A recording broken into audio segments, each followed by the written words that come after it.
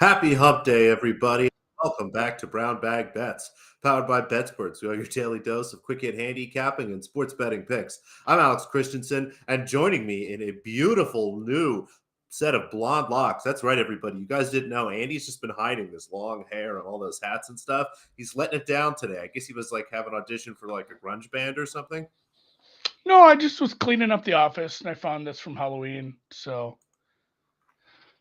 also funny I enough, like I was scrolling back through my meme folder on my phone, and I was trying to find something from a long time ago, and I stumbled upon that picture of Drew Dinzik when he looks like Robin Haas from like 5 Yeah, years ago, before he grew his hair out. And I was gonna make fun of him for having, like, I forgot. And you just, at the time, it's like, Drew's not a bad looking dude, but like when very you handsome. look at him with that haircut now that he's grown it out, it's like you looked kind of dumb compared to how you look now. I was gonna make a Felicity joke, but I'm not sure anybody would get a Felicity joke in 2023. You remember when she cut her hair and it was horrible? That was a big Never deal in the seen 90s. 1 second of Felicity. No, I didn't watch it, but that was like the Entertainment Tonight fucking storyline for 3 weeks. Like, what did Even she is do to her Felicity. hair? Other the Americans, so good, so so That's so true. She has good. that great curly hair. Why would she ever cut that? Oh, I love the Americans. But yes, I'm back. I did a golf show yesterday with Noonan. If you want to check that out, it is saved through the magic of the internet. You didn't even have to watch it live. You can go back on this very YouTube channel, watch our PGA preview. It's like 40 minutes. We go over 7 of the outrights we bet. We talk a little bit of matchup betting. We talk a little bit of answering some questions people had, talk about the course. So check it out if you want to bet golf tomorrow. Sony Open. I'll have a golf bet later in the show. But for now, we'll bet what we always bet because it's this time of year. We'll get into the NFL later in the week once we get a little closer. But I did want to mention too. I guess I did have some NFL on the rundown. The Tua and the Lamar Yeah, stuff. what's going on here? So the sources I know and I trust and have never really steered me wrong in this stuff, saying Tua's playing, Lamar isn't. Now we did see some movement based on that sort of that's I was about to say that aesthetic. That's certainly overthinking what I should say. That information. So we did see some movement. Obviously, the Cincinnati line was kind of tilted towards that anyway. There still is the question of whether it's Huntley or whether it's Anthony Brown, because that is a very big difference. That's like the difference between, Tannehill down to Willis, where we saw, oh, like, here's a quarterback who can't throw the ball. Like, you're going to lose by a million. This is bad. So we still have to sort that out. I know Huntley, it was a wrist and shoulder injury. We'll see where that goes. But I mean, even right now, it continues to see Cincinnati money come in. The Bengals number is up to -7, -20 at Bet on or Bookmaker Chris right now. I think you'll probably continue to see that total drop as it has. So if Lamar is announced not to be practicing on a Wednesday, which is today, for a game that's going to occur, Sunday, it's probably going to just keep moving. And then once he finally announced out, I guess we do kind of have to wait for the news. I think Huntley and Brown are probably a point and a half difference in how far this goes. It probably doesn't go as far if we announce Huntley is fine. But again, that total probably continues to drop. And then the Tua thing did bring the number off the 10 down to 9 at most places for the Buffalo Miami game. And then also, and the bet I placed off that was some over. There were some 46 in the markets, or even, but I got a 46 and a half. I played that over. I know it's in Buffalo. The weather isn't always great, but both of these defenses have been very disappointing, especially in the second half of the season for me. Both of these teams can get after it. They have good receivers. I'm just assuming if it's a playoff game, this is my thesis. Tua shouldn't play football the rest of the year at all. No, He like, honestly, the honest opinion, he should probably never play football again. Like, he's already had 2 pretty bad concussions. He's effed. He's going to have CTE at this point. Like, he he probably is has going to have. CT. Yeah, it's a sad reality. He's probably going to have problems later in life, health wise, because of this already. He probably shouldn't play. If Miami is so bound and determined to try to beat their division rival and put this quarterback in, they're going to shoot so much toward all into Tyreek and Waddle, those guys aren't going to be feeling anything. Like they'll tape the ankle up, they'll shoot them up. I think we're going to see. I think we're and as AJ Donaldson's pointing out, I think you're going to see both of these spreads move into the Wong zone, and that is the denouement of all this. Here's a real nice teaser because I really Jags, think I Jags, really Bengals. think yeah Miami probably gets theirs, but I still don't think Buffalo loses this game. I still think they probably win by somewhere between 3 and 7, even if Miami is playing full go and everything's working out.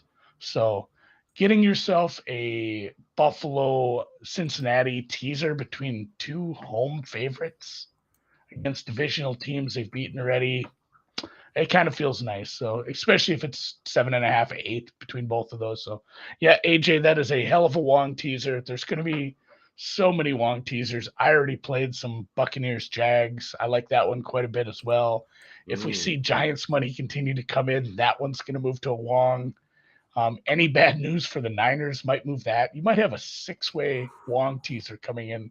I may just throw the Niners in, even if it's not Wong, just to say I did a 6-way playoff Super Wild Card Weekend Six teaser. ways, 7 points. Let's do it. Who even cares if they get there? Let's do it. And it looks like Jason Coogan almost got hit with an e-scooter. I wonder if that was our friend Connor. I'm going to have to ask him about that. He lives in Chicago. All right. Watch out. Well, so didn't actually give you a bet, but I gave you a pretty nice look at a teaser that I think is going to come into It's a long focus weekend. a little later once we get a little more news on Lamar's and the Tuas of the world. But yeah, let's get into my favorite basketball team right now. As I this is a brown bag bets consensus. We're both making one of these bets. Actually, You have fuck an it. We'll both make both bets. I'm going to tell you. I want you to pull up your model because we need an exact score bet because I think last time you told us exactly how many points they were going to be. So start thinking about that. But 2 plays in the NBA tonight, an underdog and a favorite. We've got an 8-game slate. As I look at some of the other matchups here, Wizards, Bulls, God bless you if you want to bet that game. I couldn't tell you what either team was going to do. The line is right where I have it, pretty much at a pick 'em. The total at 228, again, pretty close to my numbers. Pacers, Knicks should be a lot of fun. Thought about maybe playing the Pacers, but I'm not going to get in front of this Knicks juggernaut at this point. Bucks, Hawks, that should be a fun game. Both of those teams have been an absolute disaster. The Bucks, I think this is their 17th, maybe 18th road game that they've had to play in the last 25, 26 games. Just a really terrible schedule for them. Spurs, Grizzlies. Grizzlies are 13-point favorites, sure. The Kings are 10-point favorites at home against the Rockets. As much as I enjoyed betting the Rockets early, they've just been getting blasted late in some of these games. And then the Nuggets are 13-point favorites over a Phoenix Suns team, Andy, that scored 125 points with 22 turnovers against Golden State at home, just like everybody thought last night. But the 2 actual bets that I do have, I'll start with the game. Andy's Minnesota Timberwolves. It's on the bottom there. I like them tonight as a 6.5-point favorite. This is ticked up to 7. I'd play the 7 there. They're on the road in Detroit. Is the last road game, which can be a little bit of a tough spot. But the difference between Detroit and Minneapolis, it's the same time zone. It's not a big deal. Basically, they've been in the central time zone for this whole trip, so it shouldn't really be a sleep problem for them or anything like that. The Pistons got absolutely mollywopped in Philadelphia last night and have to go home licking their wounds, and it should just be a lot of the same here. Marvin Bagley is out. Looks like they're going to bench Bogdanovich until he gets traded. Kate Cunningham is out for the year. There's just not enough going on here. And your Timberwolves, Andy, are really starting to quietly put it together here. Have moved up or getting close to. If they win tonight, they'll finally be a 500 team, which is not as good as we expected for them, but it's nice to see them sort of snap into form here. Anthony Edwards has finally started to play a lot better. So I had this closer to 9 myself. So anything 7 or lower, let's lay the points of the Timberwolves tonight. And then the New Orleans Pelicans. I know Zion, no Brandon Ingram. Who cares? It is a really deep team. I wish Herbert Jones was playing tonight, but even with just C.J. McCollum, Jonas Valanciunas, and all the young talent they kind of have there in those first and second lineups, that should be enough to keep a game close against a Boston Celtics team that is in a really funky schedule spot here. It looks like Marcus Smart missed their most recent game. Looks like he'll probably be out tonight as well. And they have to play tomorrow night on TNT in Brooklyn. Now, Kevin Durant isn't playing in that game, but that's still a marquee matchup for them. Being it's a divisional team, they're really going to want to focus on winning that game, whereas tonight is big favorites. It's definitely a look-ahead spot. I think we'll see some rest here. So give me Pelicans. Honestly, anything 8.5 or better. I had this closer to 6 with all the players basically in as of now. So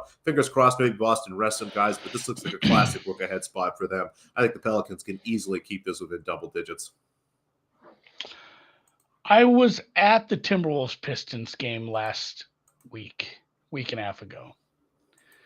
And if Finch learned anything from that, it's that, I mean, just, I don't know, keep Rudy and your other big guys out of foul trouble, and you can run them off the court. Like the offense, the starting offense, and even when they subbed out a couple guys, and I'm assuming Russell plays tonight. I know he had some rest over the past couple weeks, but man, that first offense was murdering Detroit. And yeah, it's an hour and a half flight. Like literally, you spend 20 minutes between the leveling off, and we're making our descent into Detroit right now. So it's not a big travel spot. So I'm going to go with the Timberwolves keeping the foot on the gas, 125-107, which gets us not only an easy cover, but the over. I think the over is like 230 in this one. So I don't. I think that's. I think it's one of those where they come out hot too, and you can get like an under 245 live somewhere in the second quarter. I'm really getting deep into this prediction, so we'll leave it at that. But yeah, Timberwolves by a trillion, and I'll be looking forward to that. Which I guess I don't see that what alt spread, but let's. what I don't know what the time most is I can lay here is. so and the deep dive is tonight. Drew and I will do the deep dive, obviously. God, it's at 6. I was hoping it was a late game, even though I know it's not West Coast, because then I could watch it. But the deep dive obviously won't be an hour and 45-minute affair like it is sometimes. We only have 6 games to go over, so I'll You probably say get that home now. and yeah, I know Dan's already giving me a hard time about that. But maybe I'll get home for the second half. Me and the daughter will watch her favorite player and my favorite actor from that Adam Sandler movie about basketball, Anthony Edwards. He was good in that little spot. Like you actually hated him a little, which is the true sign of a good actor or actress. And we'll get into some basketball. The Mercer Bears. Not a good offense, not a good team, obviously, since I'm betting on them. But Furman, I think the Paladins are somebody I've bet against a couple times this year. It's basically a fast running offense that has had some success that can't rebound worth a shit. So going against them mostly because of the offensive rebounding numbers being a little bit off, but at the same time, I think Mercer's strength of schedule has been a little bit higher than some of the other teams that are in the SoCon, as we called it. So getting +6 here in a game that is going to be played I was going to say in Mercer. That's not the town. It is Macon, Georgia. It is a hard C with that one. So Mercer Bears. This is a one I've done a couple times, and I've never had a lot of fun doing this because Charleston's good. Like we just have to admit Charleston's good. They're a very good team, but UNC Wilmington has had a really nice season so far, and they've actually had a pretty tough non-conference schedule. Obviously they got the shit beat out of them by UConn, but I mean, what are you going to do? You're a Colonial athletic team, and you had to go play UConn and Oklahoma back to back. That's a tough hang. But they got nice wins over North Texas. They didn't look horrible against North Carolina in the first game, and they've beaten everybody else that I haven't mentioned so far. So they're riding a 13-game winning streak against a good, tough Charleston team. But again, I make this one a pick 'em. Getting +3 felt like a steal. I actually bet this at low vig. I got +3 -101, which felt like an absolute coup for me. So hopefully I can get them. Those short favorites are tricky.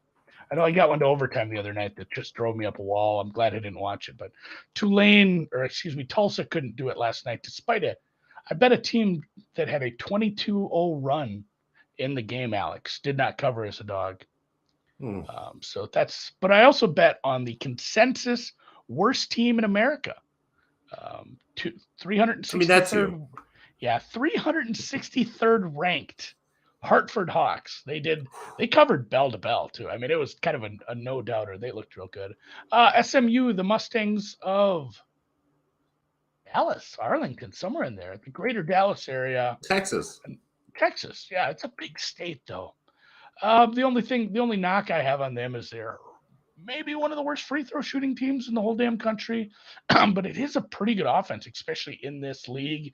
It's not a bad league, the Athletic. It's one of my favorites. And I know Tulane is a team I've bet on quite a bit. They just don't turn the ball over. But the offensive rebounding disparity and some of their defensive metrics have me a little worried. They're actually one of the worst defenses in the Athletic of the American. So looking for SMU to keep it close. And then this used to be like a much longer name, I feel like. The Vaqueros of the University of Texas Rio Grande Valley in the Couldn't WAC. make it any longer. Yeah, it was like University of Texas A&M Agricultural and Farming slash Corpus Christi or something like that. Maybe I'm thinking of another team. They're riding a 4-game losing streak after getting a few wins.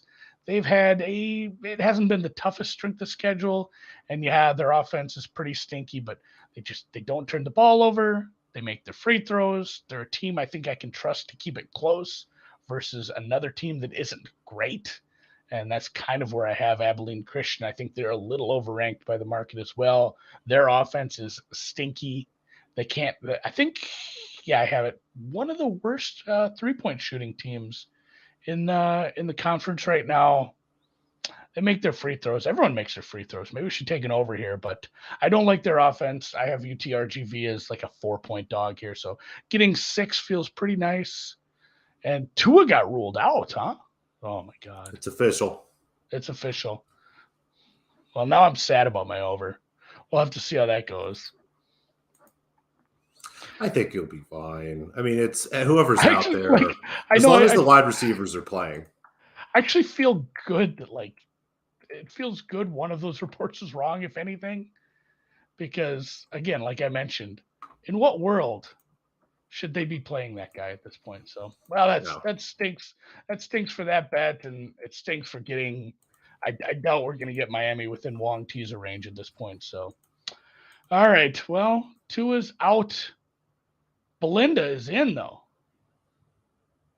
and if we're It's heading BB time. back to Oceania,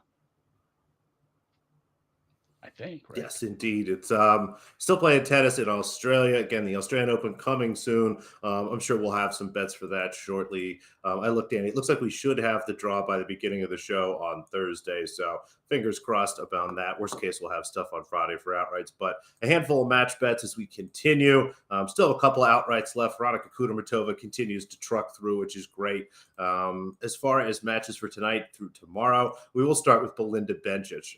This match will be early tomorrow morning. It looks like this is 4th in the order of play. So Caroline Garcia, who was able to beat our big underdog, Katerina Siniakova, had to play all the way to 3 sets, won that 3rd set 7-5, comes back here, has to play another match pretty quickly. Belinda Bencic, first player off the court yesterday, so we have a nice rest advantage for BB. She's generally done well against Garcia here, and I had this match closer to Bencic, minus 140, minus 135 probably, so there's a minus 120 out there, seeing even a minus 15. Really like her chances to win here, and somebody I have circled. I'm going to try to go back and watch a couple of her matches, Andy, see if maybe she could make her a run here in the next couple of weeks in the Australian Open, so keep your eyes on that. 2 smaller plays here in Hobart, basically pick'ems. We're going to take Bernarda Pera, who's got back to playing some really nice tennis. Had a couple months last year where she was one of the most dominant hardcourt players at some of these smaller events and has kind of snapped back into that form here to start. Goes up against Elisabetta Cocciaretta. Cocciaretta unfortunately knocked off our outright Paolini. That match should have been pretty close, kind of was. Unfortunately, it didn't work out for us. So we'll go back to the well here a little bit. Again, I think Pera, the much better player here, had this closer to minus 130. So anything minus 105, maybe minus 110 looks good. Anna Blinkova, another player who's had a really nice start to her season here, putting together wins, qualifying at some of these smaller events. Goes up against Yulia Putintseva. Putintseva playing perfectly fine tennis, but Blinkova the better player here, and I have her honestly favored. So plus 110 looks pretty pretty solid to me. Happy to take Blinkova again, plus 105, plus 110, all looks good. So 3 plays, they should all be tonight to tomorrow morning, depending on how late you want to stay up. Yeah, I don't know how late you want to stay up. It's good prep for the Aussie, like staying up this late. And I I'm do, as trying. I'm still just wrapping my head around the Tua thing. Like you wonder because I mean, legitimately the sources that came through saying Tua was going to go, I mean, are like pretty solid. So I mean, just kind of wrapping my head around that, you got a guy wonders if it was we want to play Tua, and then just the neurologists were like, no, like we're not going to clear him. We don't care if he like the team did want to play him, but he wasn't cleared because all that stuff is non-team controlled independent neurologist stuff. So I guess good job for those guys not ruling him in. I often wonder how And to do your teams. jobs. Yeah, I even with like other sports, I wonder how many team doctors are pressured sometimes to like rule somebody like, oh, it's fine, he can play. So good job if for that neurologist for doing his job, keeping somebody safe. Not really the landscape right now in the NFL where you want to be risking player safety, obviously. So we will move on to some golf in. Oh man, just beautiful. The other island, they moved from Maui. They head to Honolulu. As I mentioned, we did a What a whole show tough, about tough this. move. Real tough. Oh man! And after this, these poor souls have to go to Southern California and Phoenix for like 4 weeks. Poor. Yeah. If you have a kid, buy them golf clubs. It's a grind to get on the tour, but man, do you get to go to some nice places. So just one head to head I did want to talk about. As I mentioned, I made some outright bets. You can check that out in the other video. Um, but this is a guy that I bet on a lot. I've bet him to win, Ryan Armour. Ryan Armour is one of my favorite guys. And, I do some modeling, and I mentioned this. I get into this a lot deeper, like I said in the golf video, but I look at form. How's a guy playing over certain amounts of rounds over a longer form. I look at certain things that they do well that matter every week, no matter what kind of course it is. And I build a model around that. And then I build a very specific model, which I don't use as heavily, for what matters this week at this course, because it is different. Alex, you were a looper. You understand that. I mean, different courses, just how they're set up, take different skill sets. And I mean, most years was in obviously the same state. I mean, we're talking about jumping from different parts of the country, the world, playing on different grasses and stuff. Still Bermuda because we're still in the islands. Slightly different course though. So I did put together a specific model for things that matter, and they're growing the rough out here. It's usually 2.5. They're going to take it up to 3. And anybody who's ever hit a ball, if you live on the West Coast or in the South, if you have hit a ball out of Bermuda rough, you understand how it flies. Like there's Yep. very little spin control. There's very little distance control unless you're, an elite golfer. And even the elite golfers will struggle out of this. It grabs at your ball a little. That sounded dirty, but it will grab at it and mess with your spin. It gets really hard. So they say you got to miss small. You got to plan your misses here. And I did weight very heavily guys who have been very good at finding the fairways, finding good drives. Good drives are qualified as it doesn't matter if you hit the fairway. Did you hit the green on your next shot, or did you find a green in regulation? So, out of the 150 some golfers here, Ryan Armour is top 2 in finding the fairway and finding good drives. And then there is a bunch of iron shots that are going to be grouped in kind of the same distance from that 125 to 175 up to 200. He is electric with his shorter irons, short to medium irons. Again, amongst this field, he's super high. If we look at just strokes gained putting on Bermuda only, he's in the top 10 in this field. Like I don't really even have to make a case against Joseph Bramlett, which I can, and it's wild because based on results and form and things, these guys are priced the same right now at DraftKings and in a lot of outright markets as well. But just where it matters for this specific course, Ryan Armour seemed to be a much better golfer with those specific parts of his game. So looking for this one to cash on Fridays, guys. And yeah, Bramlett's a horrible putter. So hopefully he just can't get the flat stick going. He 4-putts a couple times. He gets to fly to California on Saturday. That sounds much easier. I like that quite a bit. Yeah, minus 120. I'd play it up to minus 125. I know bookmaker has a bigger price than that. It's another thing I love about this.